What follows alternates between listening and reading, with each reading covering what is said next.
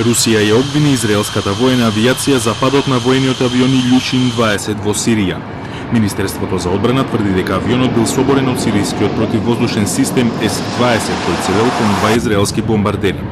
Портпаролот на руското министерство изјави дека израелските бомбардери маневрирајќи ги набеле ракетите кон рускиот авион кој слетувал во воена база во Латакија и тврди дека израелските пилоти намерно го искористили авионот како штит.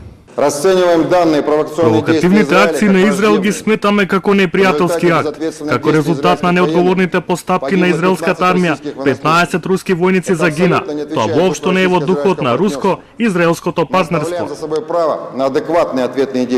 Деталите се уште не се познати, но според достапните информации, рускиот авион бил соборен на 35 км од сирискиот брег, во моментот кога го започнал спуштањето кон базата Хмеим во близина на Латакија. Израел се уште не го коментирал инцидентот и присуството на негови авиони во сирискиот воздушен простор. Според руски извори, израелската авијација редовно врши воздушни напади врз цели поврзани со Иран во Сирија.